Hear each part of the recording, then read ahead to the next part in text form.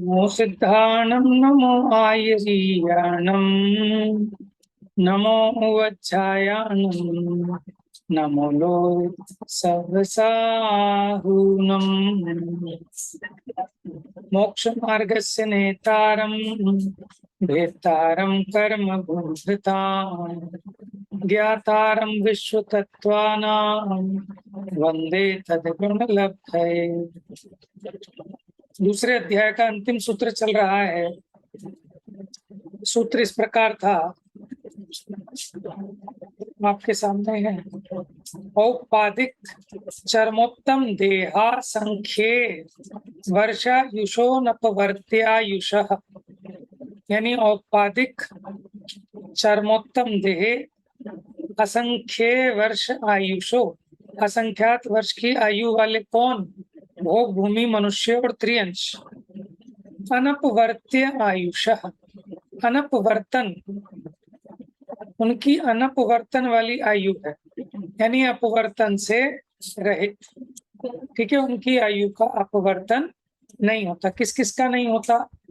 उत्पाद जन्म वालों का नहीं होता, चरम उत्तम देह वालों का नहीं होता, असंख्यात वर्ष की आयु वाले भोग भूमिया जीवों का नहीं होता। यानी बाकी सबकी आयु का अपवर्तन हो सकता है। ठीक है,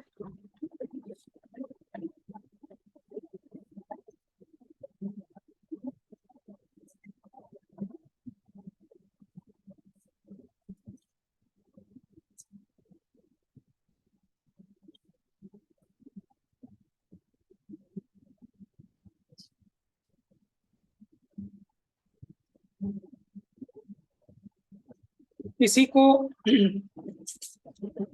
देखो, जो अपवर्तित हो जाती है आयु, यानी आयु कर्म के सारे निषेक उदीर्णा को प्राप्त हो जाते हैं, इसे हम कदली घात, अकाल मरण भी कहते हैं। फिर प्रश्न किया था कि काल आए बिना तो मरण नहीं होता, तो फिर इसे अकाल मरण कैसे कहा?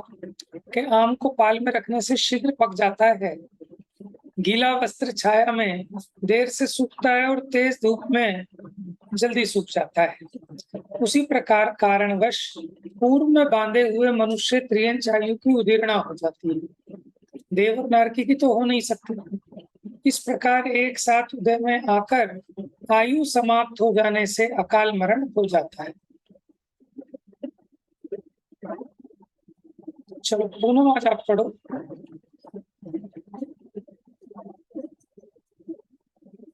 जैसे चतुर्वैद्य, जैसे चतुर्वैद्य हकीम काल आए बिना भी वमन या मल को बाहर निकालने रूप विरेचन इत्यादि के प्रयोग से श्लेष्मा आदि रोग को नष्ट कर देते हैं, उसी प्रकार यहाँ भी जीवन का उपाय करने से अकाल मृत्यु नहीं होती है। यदि ऐसा नहीं होता तो वैदिक शास्त्र मिथ्या सिद्ध हो जाता। देखिए निमित्त की अपेक्षा कथन कह रहे हैं। जैसे काल आए बिना भी वमन या मल को बाहर निकालने रूप विरेचन होता है, शरीर में से मल को निकालना। तो मान लो वो मल 10 दिन में निकलता, लेकिन दवा के द्वारा एक ही दिन में उसको लूज मोशन करा के वो सारा मल समय से पहले निकल गया। ठीक है, जो बीमारी होती है श्लेष्मा आदि रोग, मेरे ख्याल से श्लेष्मा कफ को कहते होंगे, उसी प्रकार यहाँ भी जीवन का उपाय करने से अकाल मृत्यु नहीं होती। अब जीवन का उपाय क्या है? माने वो जो उसके लिए उचित औषधि है, उस औषधि आदि का सेवन करने पर, मानो आपके कहीं ब्लड निकलना चालू हो गया, ब्लीडिंग है, तो आपने उसको रोक दिया, ठीक है, तो आप मरण से बच जाएंगे। तो नहीं रोका तो मरण को प्राप्त हो जाएंगे। उसी प्रकार यहाँ भी जीवन का उपाय करने से अकाल मृत्यु नहीं होती। यदि ऐसा नहीं होता तो वैद्यक शास्त्र मिथ्या सिद्ध हो जाता। ठीक है, आगे पढ़िए। प्रश्न, रोग से तो दुख उत्पन्न होता है, अतः उसे दूर करने के लिए वैद्य उपचार करते हैं, परंतु आयु की रक्षा के लिए तो प्रयास नहीं करते हैं। पढ़िए। उत्तर, ऐसा नहीं है। दुख हो उसका भी उपचार इलाज करते हैं, तथा दुख नहीं हो तो भी अकाल मरण नहीं होने के लिए पथ्य भोजन आदि रूप उपचार करते हैं। इस प्रकार 2 रूपों में चिकित्सा होती है। अपनी प्रकृति के योग्य देखो क्या कह रहे हैं, अगर कोई दुख हो, कोई रोग हो, तब तो उसका उपचार करते हैं, इलाज करते हैं। लेकिन कोई रोग नहीं है तो भी अकाल में मृत्यु ना हो जाए तो हम पथ्य भोजन आदि उपचार करते हैं कि देखभाल कर खाना, ऐसा भोजन लेना जिससे स्वास्थ्य खराब ना हो। अपनी पढ़िए। अपनी प्रकृति के योग्य आहार आदि की प्राप्ति होने पर आयु कर्म की उदीर्णा नहीं होने से जीवन बना रहता है। आहार आदि के वियोग में आयु कर्म की उदीर्णा हो जाने पर कदाचित अकाल मरण भी हो जाता है। ठीक है ना, ये सब बातें निमित्त नैमित्तिक संबंध की अपेक्षा ही समझना। प्रश्न। प्रश्न, यदि आयु कर्म विद्यमान होने पर भी अकाल मरण हो जाता है तो यहाँ किए कर्म का फल भोगे बिना भी विनाश का प्रसंग आएगा। माने यहाँ जो हमने कर्म किए, जैसे आयु कर्म तो लंबा बांधा था, लेकिन पूरा आयु कर्म भोगे बिना ही जल्दी मरण हो गया। तो उसी प्रकार हमने यहाँ जो कर्म किए उसका फल भोगे बिना भी वो विनाश को प्राप्त हो सकते हैं, उसका प्रसंग आएगा। उत्तर। जैसे असाता वेदनीय कर्म का उदय होते हुए ही उपचार करने पर उसकी उदीर्णा हो दुख मिट जाता है। हाँ जी, कड़वी औषधि है ना, कौन सी प्रकृतियों की होती है, कौन से कर्मों की होती है, जिनका उदय चल रहा हो। असाता की उदीर्णा तभी होगी जब असाता का उदय चल रहा हो। साता की उदीर्णा तभी होगी जब साता का उदय चल रहा हो। लोग कहते हैं ना, देखो सिर मंडाते ही ओले पड़े, कंगाली में आटा गीला, है ना, ऐसा होता है ना कि जिसके पाप का उदय चल रहा होता है तो एक साथ पता नहीं बहुत आफत आने लगती है। और जब पुण्य का उदय चल रहा होता है तो पुण्य की उदीर्णा होने से ऐसा लगता है कि जहां हाथ डाल रहे हैं वहीं सफलता मिल रही है। तो उदीर्णा का ये नियम है कि जिस प्रकृतियों की उदय होता है उदीर्णा भी उसी की हो सकती है। क्योंकि उदीर्णा कहते किसे हैं कि उदयावली से बाहर के जो निषेक हैं वो उदयावली में आकर जो उदय में आ रहे थे उनके साथ ही उदय को प्राप्त हो जाए। तो ऐसा तो होगा नहीं कि साता का उदय चल रहा है और उसके साथ असाता की उदीर्णा होकर उदय में आ जाओ। अगर साता का उदय चल रहा है तो साता की ही उदीर्णा होगी। जो बाद में उदय में आने वाले कर्मों के निषेध थे वो समय से पहले नीचे आकर उदय को प्राप्त हो जाएंगे। तो इसीलिए बाहर लौकिक में भी देखा जाता है कि किसी का पुण्य का पैकेट खुलता है तो सब तरफ से उसको सक्सेस मिलने लगती है, और पाप का उदय चालू होता है तो सब तरफ से पाप ही पाप, और पता नहीं सारी आफत तभी आ जाती है सामने, है ना। तो यहाँ कह रहे हैं असाता वेदनीय कर्म का उदय होते हुए ही उपचार करने पर उसकी उदीर्णा होकर, माने जो धीरे धीरे आना था 10 साल में, वो सारा का सारा अभी आ गया एक साथ। देखो जैसे आपको रोग हुआ ना, रोग, ठीक है, उस काल में कर्म की उस असाता की उदीर्णा भी हो जाती है। देखो कैसे बता रहे हैं, कड़वी औषधि आदि को ग्रहण करने की पीड़ा रूप दुख में बदलकर असाता वेदनी अपना फल दे देता है।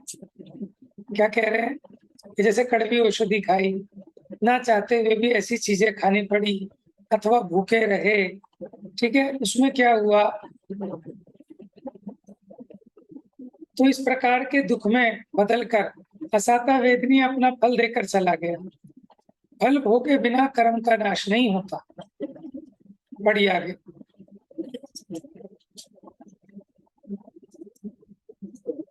कड़वी औषधि भैया ये आदि बात को समझ में आई मुझे। पूछिए। भैया ये बात समझ यही कि मतलब जैसे पहले तो एक यही कि ये उदीर्णा कैसे होती है जैसे आपने कहा, और एक ये कहा कि भाई असाता का हुआ, कड़वी औषधि खाई तो ये उदीर्णा हुई, ये चीज समझ नहीं आई। देखो, यहाँ ये तो उदाहरण दिया, कहना क्या चाह रहे हैं कि जैसे किसी को असाता वेदनीय का उदय आया है, ठीक है, अब उसके आगे सत्ता में भी असाता का द्रव्य पड़ा था, अगर वो अपने क्रम क्रम से उदय में आता, ठीक है ना, तो वो रोग मिटता मान लो आपका 20 दिन में, ठीक है, 20 दिन में मिटता, 25 दिन में मिटता। अब क्या हुआ कि जो 20 दिन में उदय में आने वाला कर्म था, वो सारा का सारा असाता वेदनीय है, अभी जो आपका उदय चल रहा था उसी में आकर इकट्ठा उदय में आ गया, तो आपको यहाँ तीव्र वेदना तो हुई, कष्ट तो हुआ, माने बुखार एकदम आपका 6 डिग्री पहुंच गया, 7 डिग्री पहुंच गया, तो यहाँ आपको कष्ट थोड़ा ज्यादा हुआ, क्योंकि उदय के साथ साथ असाता वेदनीय के कर्मों की उदीर्णा भी होगी। लेकिन अभी जो ज्यादा दुख हुआ वो काम जल्दी निमट गया। जैसे कई लोग दवा नहीं खाते, यहाँ तो दवा का उदाहरण दिया, ठीक है। अब जैसे दवा नहीं खाते, मैं थोड़ा सा अलग एग्जांपल दे रहा हूँ, तो बुखार 104 105 डिग्री तक भी गया, लेकिन वो 105 डिग्री तक जाकर उसने शरीर में जो फालतू पित्त था उस सारे पित्त को समाप्त कर दिया। कष्ट तो आपको ज्यादा हुआ, लेकिन जो आप हर 15 दिन में बीमार पड़ते थे, ठीक है, बार बार उसका उदय आता था, महीने में 2 महीने में बार बार, तो अब वो नहीं आता। क्यों? कि अभी आपको एकदम जो कष्ट आया ज्यादा, इसका मतलब उदय के साथ साथ आगे जो उदय में आने वाले असाता वेदनीय कर्म था उसकी उदीर्णा भी होगी। उदीर्णा में क्या होगा कि उसका फल अधिक आएगा, दुख अधिक होगा, तो अभी पीड़ा रूप दुख में बदलकर असाता वेदनीय ने अपना फल दे दिया। क्योंकि प्रश्न ये था कि बिना फल दिए कर्म कैसे चला गया। उदीर्णा हुई ना, कि जो 10 साल में फल आना था वो तो अभी अंतर मुहूर्त में समाप्त हो गया, तो उसने अभी अपना असर ज्यादा दिखाकर अभी निमट गया, इसका नाम उदीर्णा है। देखो मुनिराज भी तप के बल से क्या करते हैं, तप के बल से कर्मों की उदीर्णा करते हैं। तप करी जो कर्म खिपावे, सोई शिव सुख दर्शावे। माने जो कर्म का उदय 10 साल में आना था, 20 साल में आना था, अथवा करोड़ों वर्षों के कर्म थे, लेकिन आज तपस्या करके वो करोड़ों वर्षों के कर्म अभी खिपा देते हैं। तो भैया यही तो पूछ रही हूँ कि वो तो तप करते हैं, हाँ और एक बीमार व्यक्ति ने क्या करा जो उसको उदीर्णा हो गई फटाफट? है, उसने तो कुछ भी नहीं किया, मतलब मुनिराज ने तो तप किया इसलिए उन्हें उदीर्णा हुई। हाँ और एक जनरल बंदा है जिसको धर्म के बारे में, तप के बारे में कुछ पता ही नहीं है, और उसने उसको क्या, कैसे उदीर्णा होती है फिर? उसको कैसे होती है उदीर्णा? है। एक तो मोक्ष मार्ग में होना अलग बात है, लेकिन एक सामान्य रूप से सभी जीवों के भी होती है, उनके उन परिणामों के हिसाब से योग्यता प्रमाण। लेकिन ये कोई मोक्ष मार्ग में कार्यकारी नहीं है। जैसे एक सविपाक निर्जरा है तो समस्त अज्ञानी जीवों को हो रही है, लेकिन अविपाक निर्जरा मोक्ष मार्ग में कार्यकारी है। मुनिराज के अब समझ आया। जो तप के बल से होती है ना, वो संवर पूर्वक होती है। ये अज्ञानी जीवों की जो हो रही है ये संवर पूर्वक की नहीं है। अभी उदीर्णा हुई लेकिन नया कर्म तो बांध लिया। और ये ठीक है स्थूल, और ये उदाहरण बहुत स्थूल समझना कि कड़वी औषधि को ग्रहण करने की पीड़ा, जैसे उसने नीम का काढ़ा पिया, बड़ा रो रो कर पिया, बहुत दुखी हुआ, है ना, तो वो कहेगा नहीं साहब मैं 10 दिन बुखार में रह लूंगा लेकिन काढ़ा नहीं पीऊंगा। इसका मतलब काढ़ा पीने का दुख 10 दिन बीमार रहने से भी ज्यादा पीड़ा देने वाला है, लेकिन ये काढ़ा पीकर वो ठीक हो गया। तो इससे कहते हैं कि जो उसको दुखी होना था ना 10 साल, मैंने 10 दिन तक इंस्टॉलमेंट में, अब वो एक साथ ज्यादा दुखी हो गया तो पूरा कर्म निकल गया। जैसे समझ। जैसे आपके हाथ में फोड़ा हो गया, अब ये फोड़े में पीड़ा होती है थोड़ी थोड़ी, लेकिन 20 दिन में ठीक होगा, तो हम क्या करते हैं, डॉक्टर से चीरा लगवा लेते हैं कि एक बार कष्ट होगा हो जाएगा, क्योंकि इसको काटेगा, मवाद निकालेगा दबा दबा के, तो आप 5-10 मिनट चिल्लाओगे, लेकिन 5-10 मिनट में अब आपको जो 10 दिन दुखी रहना था वो काम निमट गया। समझ में आया? तो ये उदाहरण है हाँ जी। बताने के लिए। पढ़िए।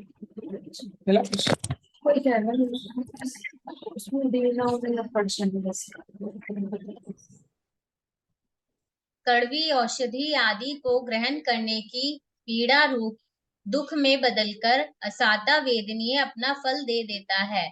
फल भोगे बिना कर्म का नाश नहीं होता है। उसी प्रकार आयु कर्म भी जीवन मात्र अपना फल देकर ही निर्जरित होता है, फल रहित नहीं। यदि किए हुए कर्म के फल का नाश हो तो दान तप व्रत संयम आदि व्यवहार धर्म के फल का भी नाश हो जाएगा। इस प्रकार यह बात सिद्ध हुई कि बिना किए कर्म का फल भोगता नहीं है और किए हुए कर्म का फल भोगे बिना नष्ट नहीं होता है। अतः आयु कर्म की उदीर्णा होने पर अकाल मृत्यु होती है, परंतु वह पूर्ण सुनिश्चित परिणमन व्यवस्था के अंतर्गत ही होती है, उसका उल्लंघन करके नहीं।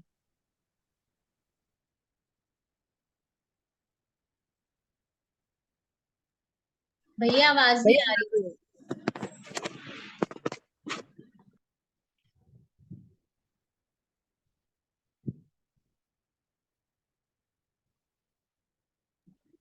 हाँ जी, देखिए जैसे ये त्रिभाग में आपको बताया था ना बंधने वाला, पढ़िए एक बार। जैसे जैसे कर्म भूमिज मनुष्य तिर्यंच की आयु घटती है, उसी प्रकार बढ़ती भी होगी। उत्तर, उच्चमान आयु का बढ़ना संभव नहीं है, क्योंकि पूर्व भव के त्रिभाग में ही उसका बंध होता है। वहां अष्ट अपकर्ष कालों में ही स्थिति की हीनाधिकता होती है। उदय आने के बाद हीनाधिकता नहीं होती है, मात्र पूर्व भव में हुई सुनिश्चित हीनता ही कार्य रूप में परिणमित होती है। देखिए, आपको पता है भुज्यमान आयु क्या होती है और बद्धमान क्या होती है? बताइए, किसको पता है? ये बुद्धिमान आयु तो वो होती है जो हमारी चल रही है, और बद्यमान जो हमने आगे बांधी है। हाँ, बद्धमान जो हमने आगे की आयु बांध ली है, ठीक है। ठीक। लेकिन अगर आगे की आयु बांध ली है तब उसका अकाल मरण होगा कि नहीं होगा? कल बताया था नहीं होगा भैया। नहीं होगा, क्योंकि उसकी आबादा निश्चित है और उतनी आबादा तभी रहेगी जब हमारी ये वाली आयु चलती रहेगी। अगर हमारी इस वाली आयु का अकाल मरण हो गया जल्दी से, तो आबादा तो रहेगी नहीं, नेक्स्ट वक्त की जल्दी उदय आ जाएगी, या फिर बीच में अटका रह जाएगा ये। क्योंकि मान लो 1000 सागर की क्या है उसमें, 70 कोड़ा कोड़ी सागर पर 1000 सागर जैसे 1 कोड़ा कोड़ी सागर पर 1000 वर्ष की 100 वर्ष, 1 कोड़ा कोड़ी सागर पर 100 वर्ष की आजादी करते हैं। 70 कोड़ा कोड़ी सागर पर 7000 वर्ष की मिलती है। 70 देखो, 70 कोड़ा कोड़ी सागर पर 7000 वर्ष की आबादा होती है, तो 7 कोड़ा कोड़ी सागर पर कितनी हो गई? 700 वर्ष की।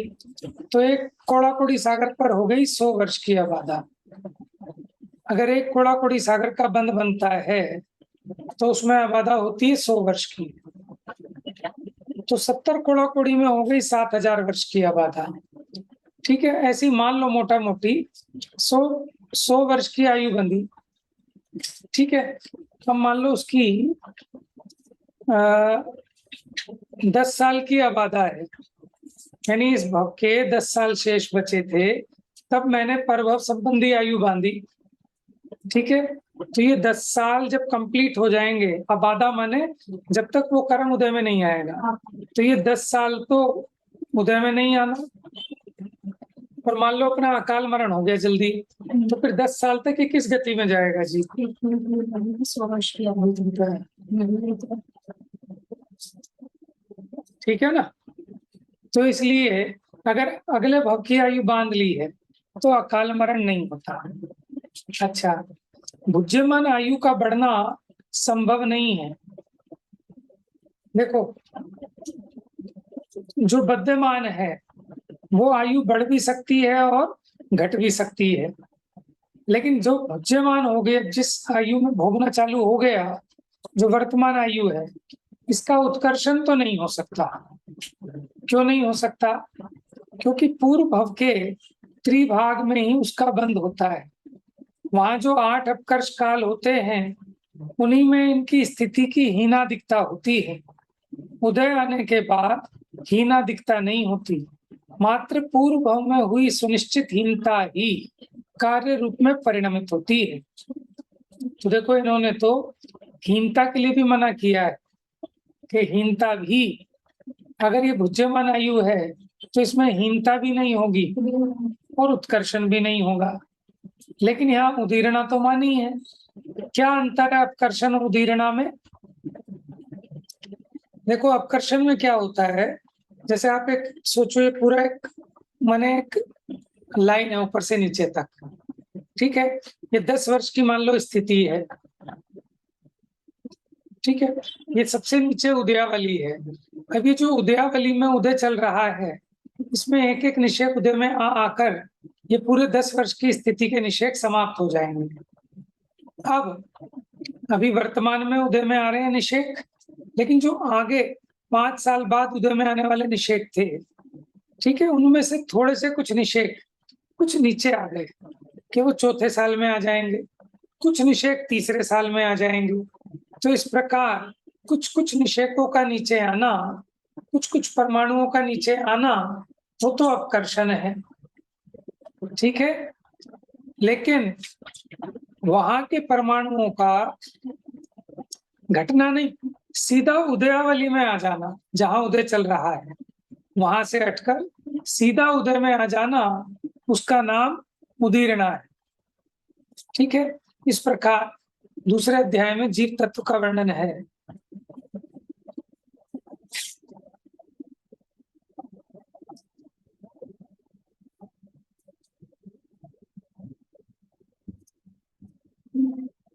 देखिए, इसमें और मुझे पढ़ के बताना है आपको।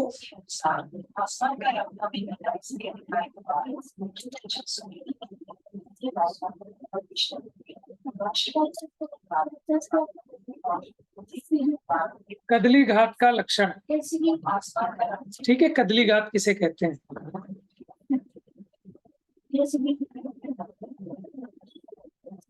विष खा लेने से, वेदना से, रक्त का क्षय होने से, तीव्र भय से, शस्त्र घात से, संक्लेश की अधिकता से भी मरण होता है।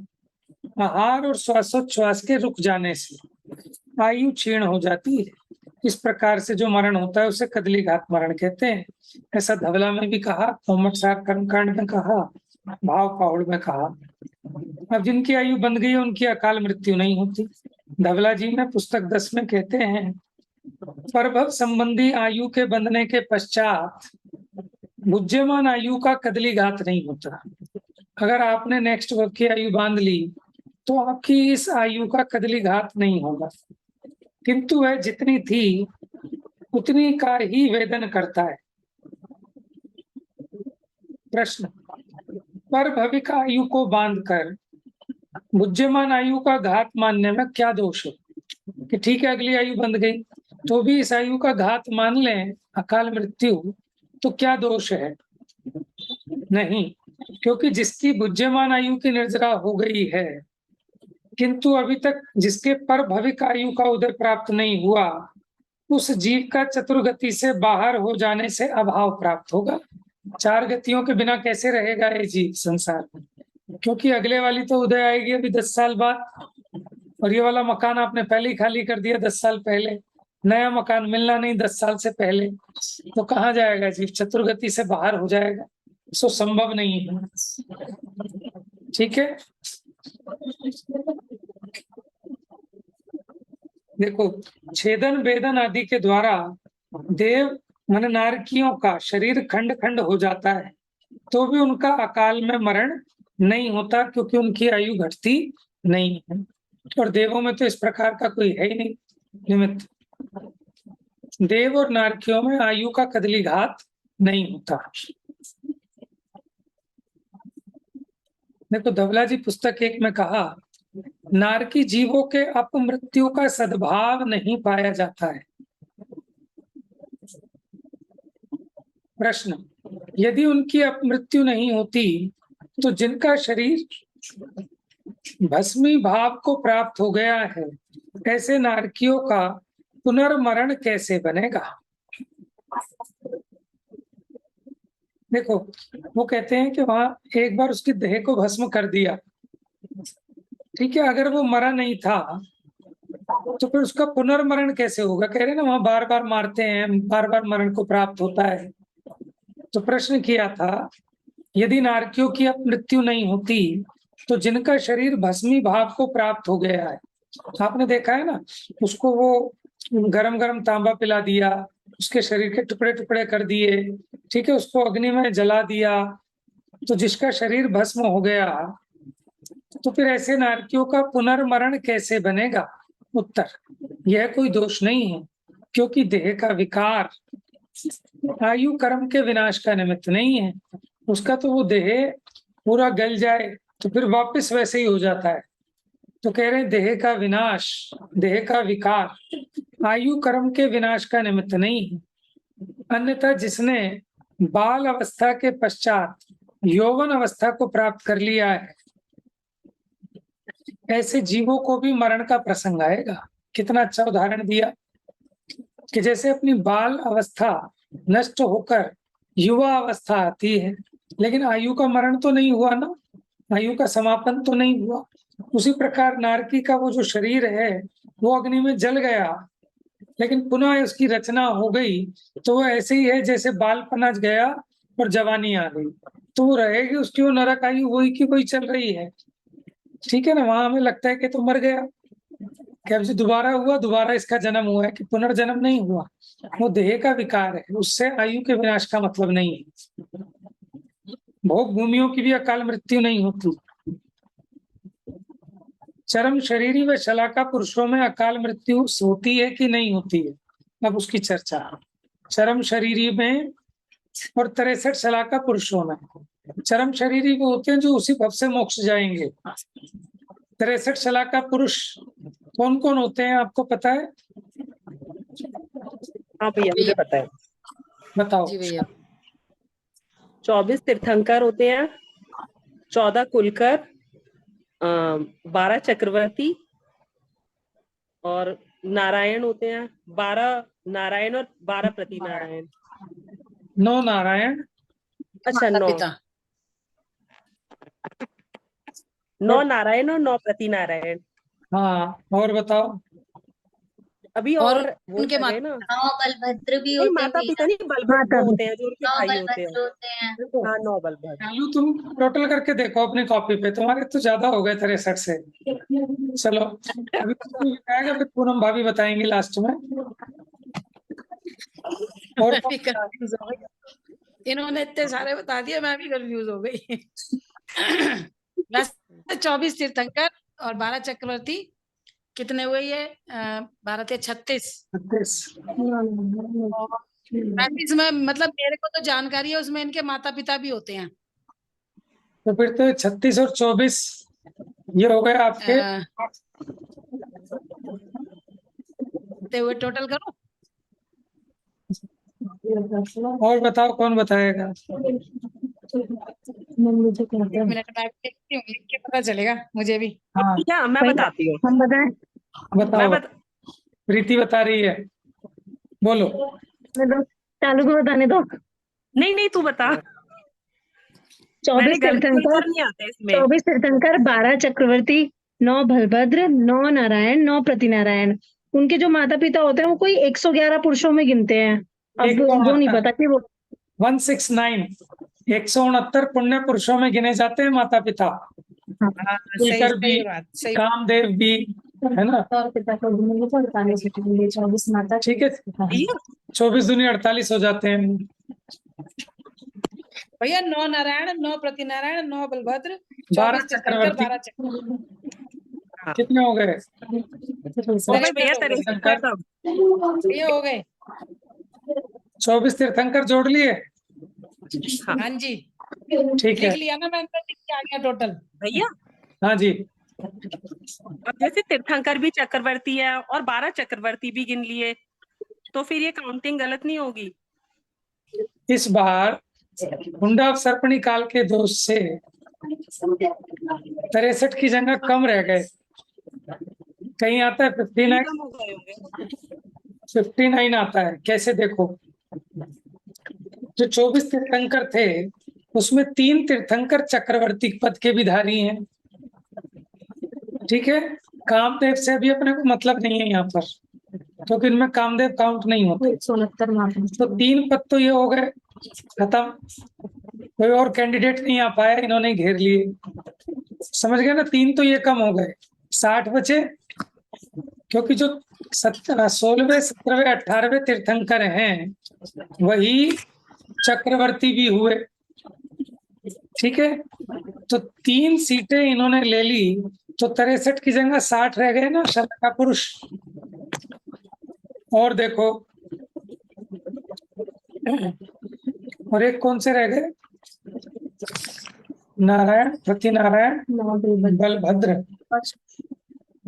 59 भी पढ़ने में आया आपने, 58 भी पढ़ने में आया है। 63 शलाका पुरुष कम रह गए। हाँ, इस बार हुंडा सर्पणी। और किसको कम करूं? एक तो जो 24 तीर्थंकरों में जो चक्रवर्ती हुए हैं, 3 कम कर लिए। एक त्रिप्रष्ट नारायण पहले हो गए। हाँ, एक इस तरह से किया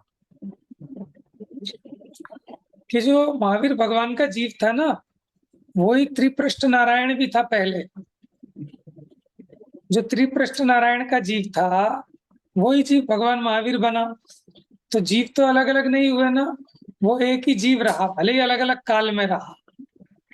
तो एक पद वो खत्म हो गया, एक नारायण का। ठीक है, जो नारायण थे वही तीर्थंकर बने, हो गए 59। एक और कहीं पढ़ने में आया मुझे कुछ।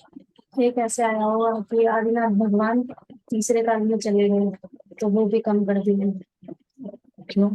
क्योंकि चौथे काल में इसमें कम रहे ना, चौथे काल में होते हैं ये। तो देखिए 59 हो गए इस बार। ठीक है, कहीं कहीं 58 भी आता है, मुझे ख्याल नहीं है अभी अच्छे से। भैया माता पिता को कैसे मिला के कितने बनते हैं? 48 प्लस करोगे 169 पुण्य पुरुष 169, उसमें 24 कामदेव भी जुड़ते हैं। 24 होते हैं ना कामदेव, 11 रुद्र भी जुड़ते हैं मेरे ख्याल से। 11 होते हैं। वो टोटल ठीक है, 9 बनता है। ये हो गया। भैया वो टोटल 169 बनता है क्या? 14 कुलकर। 63 नहीं, मैं पूछ रही हूँ टोटल 169 बनता है क्या? हाँ हाँ, तो फिर कामदेव आए क्या इसमें? बस हाँ, कहाँ है कामदेव? काम इसमें गिने हैं। कामदेव तो 12 ही होते हैं। इधर गिने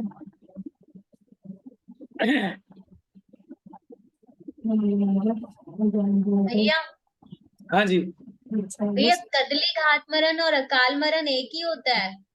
हाँ एक ही बात है। देखो भैया 169 वैसे आज की एक चर्चा से ना, आज की चर्चा से हाँ एक हमारी पड़ोसन है, वो नॉन जैन है, तो उससे हम कई बार वॉक करते हैं तो हमारी चर्चा चल जाती है ना, तो उसके एक क्वेश्चन का आंसर मिल गया। वो पता है क्या कहती है, उनके मतलब जैन धर्म वो अजैनों में क्या मानते हैं कि जैसे जो अभी आपने बताया ना कि भाई अगर उसकी पिछली आयु अगली आयु बंध गई, मान लो 10 साल बाद उसकी अगली आयु आनी है और वो 10 साल पहले सपोज करो उससे पहले ही वो मर गया किसी से उसमें, तो सही। नॉन जैन में ये बताते हैं कि वो त्रिशंकु बन जाते हैं। हाँ और वो त्रिशंकु बन के आकाश में, मतलब वो कहते हैं वो किसी भी जगह नहीं रहते, वो ना धरती में होते, ना आकाश में होते, और ना अच्छा, स्वर्ग में होते, ना नरक में होते, ना त्रियंच में होते, ना मतलब किसी भी गति में नहीं होते, किसी भी स्थान में नहीं होते। और वो त्रिशंकु मतलब उल्टे लटकती रहती है उनकी आत्मा, और एक कोई मतलब वो कोई जगह नहीं है ऐसी जगह जो बीचों बीच जगह है, वहां लटकी रहती है। और जब तक वो 10 साल पूरे नहीं हो जाएंगे वो वहां लटकी रहेगी, और फिर उसका वो रहेगा। तो उसका जवाब मिल गया मुझे आज की, उसे यही कहूंगी, बता ये भैया वो ना कैसे रहेगा ये तो बता। अन्नमति वाले ये भी कहते हैं कि जिसकी अकाल मृत्यु हो जाती है उसकी आत्मा भटकती रहती है, वो भूत बन के यहाँ भटकता रहता है, ऐसा भी मानते हैं, है ना। तो देखिए ये जो 63 शलाका पुरुष हैं, इसमें 48 जोड़े माता पिता के, 24 तीर्थंकरों के, 48 माता पिता प्लस कर दें, 14 कुलकर, ठीक है, 9 नारद, ठीक है, 9 नारद और 11 रुद्र और 24 कामदेव, तो टोटल हो गया 169। ये 169 महापुरुष कहलाते हैं। देखिए आज का समय तो हो गया है, अभी जो ये विषय मुझे कर लेना है कि चरम शरीरी और शलाका पुरुषों में अकाल मृत्यु की संभावना है या नहीं। 2 मिनट है, मैं पढ़ता हूँ, देखो जितना हो जाए। उत्तम देह वाले भी अंतिम चक्रवर्ती, सुनने जरा ध्यान से, उत्तम देह वाले भी अंतिम चक्रवर्ती ब्रह्मदत्त और कृष्ण वासुदेव तथा और भी ऐसे लोगों की अकाल मृत्यु सुनी जाती है। उत्तम देह तो थी किनकी? श्री कृष्ण की, ब्रह्मदत्त चक्रवर्ती की, तो उनका भी अकाल मरण सुना जाता है, ऐसा प्रश्न किया। ठीक है, राजवार्तिक में उत्तर, चरम शब्द उत्तम का विशेषण है, अर्थात अंतिम उत्तम देह वालों की अकाल मृत्यु नहीं होती। अकेले उत्तम देह वालों की तो अकाल मृत्यु हो जाएगी, लेकिन जो अंतिम उत्तम देह वाले हैं उनकी अकाल मृत्यु नहीं होती। तो चरमोत्तम लिखा है ना, यदि केवल उत्तम पद देते तो पूर्वोक्त दोष बना रहता। यद्यपि केवल चरम देह पद देने से कार्य चल जाता, फिर भी उस चरम देह की सर्वोत्कृष्टता बताने के लिए उत्तम विशेषण दिया है। कहीं पर चरम देहा ये पाठ भी देखा जाता है। इनकी अकाल मृत्यु कभी नहीं होती, परंतु इनके अतिरिक्त अन्य व्यक्ति के लिए यह नियम नहीं है। तो अभी कल ये भी चर्चा करेंगे कि चरम वालों की भी होती है कि नहीं होती है।